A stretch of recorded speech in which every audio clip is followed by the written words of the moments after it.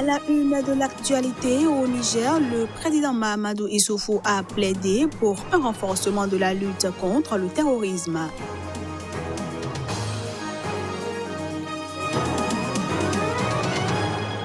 Au Soudan, les militaires au pouvoir et les chefs de la contestation ont convenu de former le 18 août prochain l'instance chargée de mener la transition politique.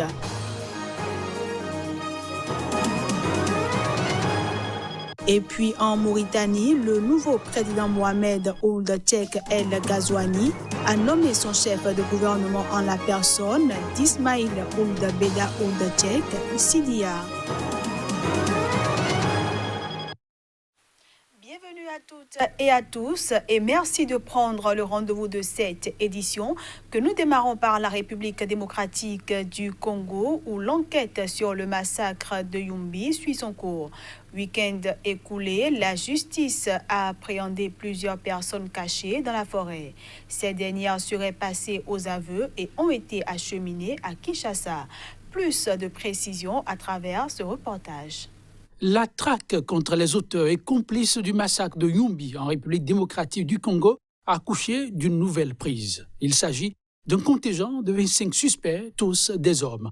Ils sont arrivés à Kinshasa samedi en début de soirée à bord d'une embarcation qui a accosté discrètement dans les installations de l'Est Onatra. De là, un pick-up de la justice militaire les a embarqués. Appréhendés en forêt dans la province de Mendombe, ils sont soupçonnés d'avoir participé au massacre de Yumbi en décembre 2018. Dans le lot des suspects, un officier des forces de sécurité. Soumis à un interrogatoire musclé, le dit officier aurait fourni des informations qui pourraient compromettre des officiels à un certain niveau de responsabilité. Au lendemain des massacres de Yumbi, des milliers de personnes s'étaient réfugiées au Congo-Brazzaville, d'autres sur les îles au milieu du fleuve Congo, d'autres encore dans la même forêt de Yumbi. Les premières enquêtes de la MONUSCO avaient fait état de plus d'1 millier de morts. Le gouvernement a confié l'enquête à la justice militaire pour faire la lumière sur les événements qui avaient suivi l'inhumation à Yumbi d'un chef coutumier, Banounou, à côté de la tombe de son père, avec les conséquences de droit. Pour l'ONU, il ne fait l'ombre d'aucun doute, les tueries ont tout d'un drame minutieusement organisé et planifié. Les commanditaires devront alors être recherchés et punis sans état d'âme. Le président nigérien Mahamadou Issoufou a plaidé pour un renforcement de la lutte contre le terrorisme. C'était dans un discours qu'il a prononcé à l'occasion de l'anniversaire de l'indépendance du Niger. Le Niger a célébré ce samedi le 59e anniversaire de son accession à la souveraineté internationale. À cette occasion, le président Mahamadou Issoufou a salué vendredi déjà les succès de l'armée et des forces alliées dans la lutte contre le terrorisme au Sahel. Il a également exhorté les États de la région à affiner leur stratégie. Selon le président nigérien, les opérations conjointes menées par les forces de défense nigériennes et les forces alliées françaises et américaines ont été couronnées de succès. Mahamadou Issoufou a aussi fait le point sur l'action de la force mixte multinationale qui opère dans le bassin du lac Tchad et de la force antidjihadiste du G5 Sahel. La mutualisation des forces opérées s'avère être efficace dans la lutte contre les groupes terroristes et criminels. Pourtant, le chef de l'État nigérien estime que la montée en puissance de la force conjointe du G5 Sahel doit être accélérée et que la recherche de financement doit être renforcée. Il est évident que pour être efficace, la lutte contre le terrorisme doit connaître la même priorité au niveau de l'ensemble de la communauté internationale. Car en dépit des opérations militaires, Boko Haram fait preuve d'une résilience inquiétante dans la région du lac Tchad, selon Mahamadou Issoufou. Au Soudan, les militaires au pouvoir et les chefs de la contestation ont convenu de former le 18 août prochain l'instance chargée de mener la transition politique. Cette date fait suite à la signature de la déclaration constitutionnelle entre les deux parties, une signature célébrée par les manifestants dans les rues de Khartoum. Des centaines de Soudanais ont manifesté leur joie en dansant à Omdurman, ville voisine de Khartoum. Dans la capitale, plusieurs dizaines de personnes en joie ont scandé « Ce pays est le nôtre et le gouvernement est civil ». Cette manifestation de joie est intervenue dimanche après la signature par les généraux au pouvoir et les chefs de la contestation à Khartoum d'une déclaration constitutionnelle qui, avec une déclaration politique conclue et signée auparavant, forme l'accord global sur un pouvoir civil. Cet accord global a été obtenu après de longues et difficiles négociations entre les deux parties. Une autorité civile chargée de piloter la transition politique au Soudan sera formée le 18 août prochain.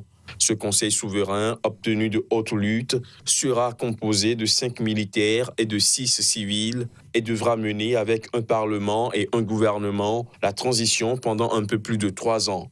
Un premier ministre sera désigné par la contestation et confirmé par le conseil souverain.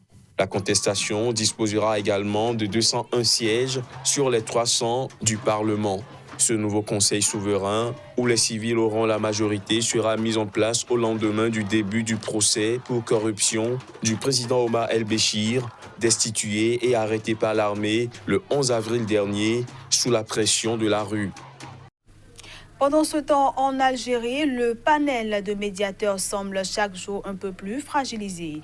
Après les manifestants qui ont battu le macadam pour dénoncer le processus de dialogue lancé par les autorités, les politiques à leur tour sont montés au créneau, s'inscrivant dans la même logique. Le reportage pour plus de précision. La rue vend debout contre la dernière monture du processus du dialogue national proposé par les autorités algériennes a désormais du renfort.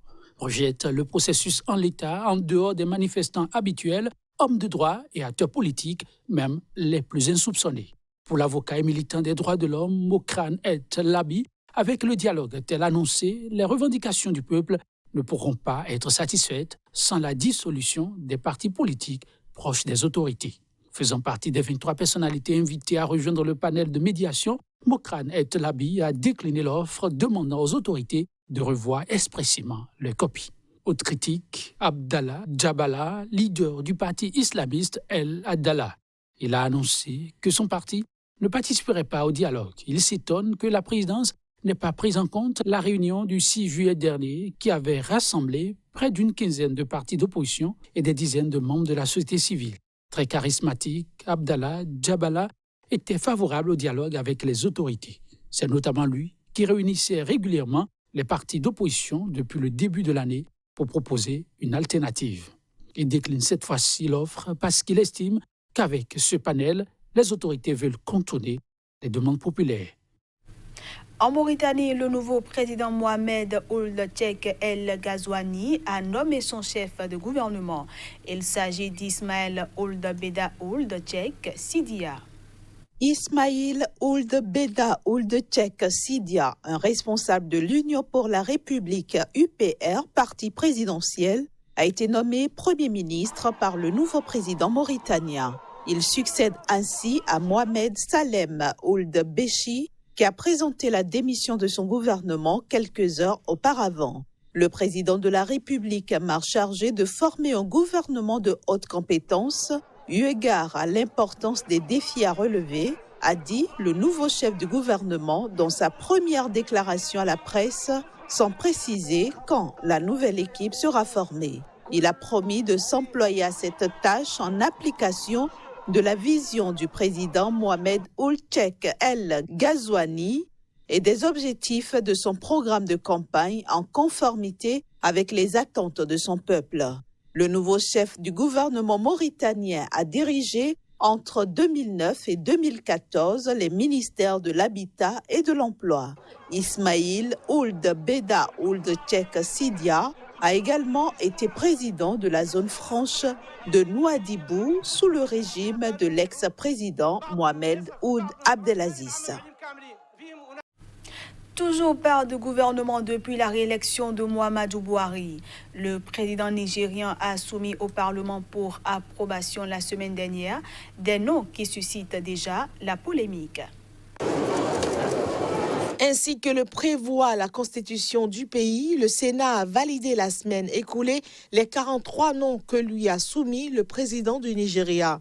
Mais les ministres ne sont pas encore entrés en fonction et personne ne connaît les portefeuilles auxquels ils seront assignés.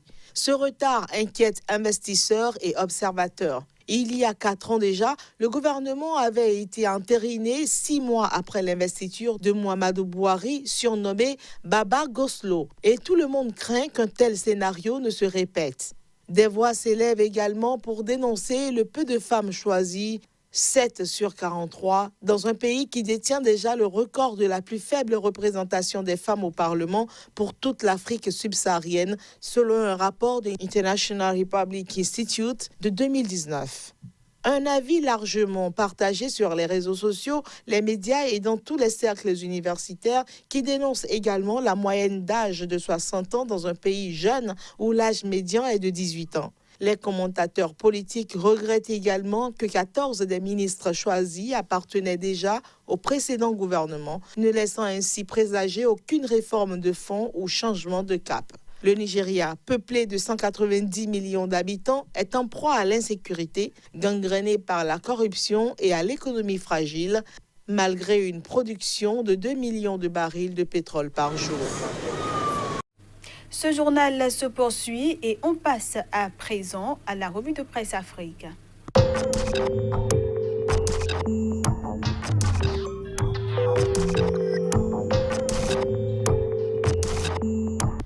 Les nouvelles du Sénégal démarrent la revue de presse de ce lundi 5 août. Bonjour à tous. Enquête. Conditions de travail indignes de la fonction. L'alerte des magistrats. Sud Quotidien, disqualification de la commission d'enquête parlementaire. Hassan Dioma Diaye conforte Sonko. Du Sénégal, rendons-nous en Côte d'Ivoire retrouver l'essor ivoirien. À Djopé, visite de travail du chef de l'État. Ouattara au peuple atié. Nous sommes sur la bonne voie. Faites-moi confiance. Présidentielle 2020, Bédié livre sa guerre à Kakabé et Bion. Le jour plus, en visite dans la région de la Mé, Ouattara à propos du partage des fruits de la croissance. Aucune région ne sera oubliée. Le nouveau réveil nous propose réforme biaisée de la CEI. Des députés attaquent la nouvelle loi devant le Conseil constitutionnel.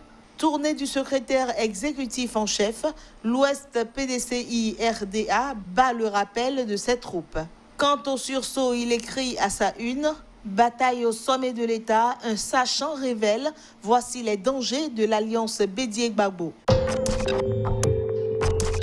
Du côté du Cameroun, à présent, le jour, Douala, sortie Est, l'inacceptable. Thèse agricole, la Chine a-t-elle fait main basse sur le Cameroun?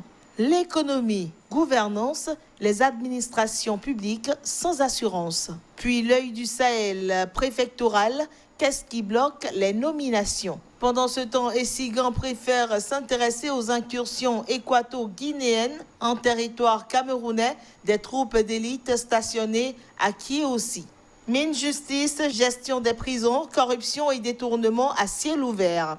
Mutation à présent, prison centrale de Konengi, la fouille miraculeuse. Défis actuels pour finir avec les nouvelles du Cameroun ce matin. Pénurie des devises, la surenchère sévit dans le marché noir. Le quotidien numérique Mali, le Canada rejette la demande de l'ONU pour l'appui aérien à la MINUSMA. Et Afrique du Sud, le pays enregistre son plus fort taux de chômage depuis une décennie. C'est déjà la fin de cette revue de presse africaine sur Sika Télévision.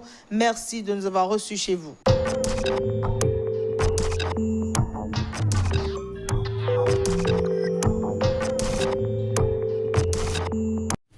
Et c'est la fin de cette édition que je vous remercie d'avoir suivi.